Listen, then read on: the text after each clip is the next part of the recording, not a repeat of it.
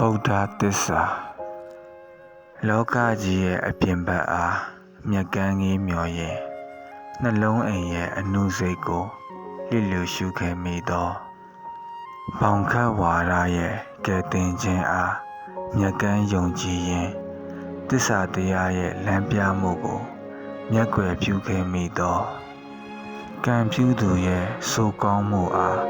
မြက်ကန်းလွှဲပြောင်းရင်ကံဝေကျွေးရဲ့တံပြန်မှုကိုမေ့လျော့ထားခဲ့မိသောတရားများရဲ့အတွေ့အကြုံအားမြက်ကန်းစတိရင်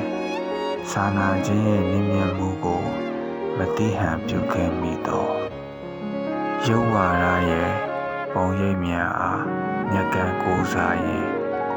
ငြိမ်းချမ်းခြင်းရဲ့ခရီးလမ်းကိုနီးရဲနဲ့ဝေးခဲ့မိသောတမတ်ခြင်းရဲ့အာယုံများအား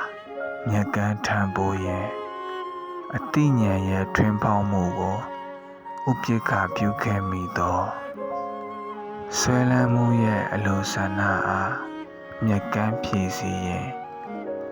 ဖြစ်ပျက်ခြင်းရဲ့သဘောတရားကိုမောဟလွှမ်းခဲ့မိသောကျမ်းမာခြင်းရဲ့အားအင်အားမြက်ကန်းအတုံးချရင်တဏှာဝိရဲ့ကြောင်းမိကျိုးဖြစ်မှုကိုတတိမပြုခဲ့မိသောကိလေသာရဲ့ဆာလောင်မှုအားမြက်ကန်းတောင်းတရင်ဆင်းရဲဒုက္ခရဲ့ပူလောင်သောကာကိုမမြင်ခဲ့မိသောယမဇောရဲ့တာယာမှုအားမြက်ကန်းနှိမ့်ချရင်လူချင်းဝိရဲ့အုံမြင့်တီလာကိုမဆောင်စည်းခဲ့မိသောမနာလူချင်းရဲ့ကြီးတန်မှုအားမြက်ကန်းနှိမ့်ဝေရင်ရောင်ရဲခြင်းရဲ့အတိမ်လက်ကိုမတွေးမိခဲ့သောအတ္တမင်းရဲ့စိတ်ညွန်ရအားမြက်ကန်းလျှောက်လန်းရဲ့ခန္ဓာခွန်ရဲ့အနှစ်ကင်းမဲ့နေမှုကိုမသိရှိခဲ့မိသောခဏတာများရဲ့တန်မှုအားမြက်ကန်းမမောရင်ရှင်တန်ခြင်းရဲ့အဓိပ္ပာယ်စစ်ကိုမတွေးထိခဲ့မိသောအရေးသုံးတန်ရဲ့လှည့်ပြားမှုအား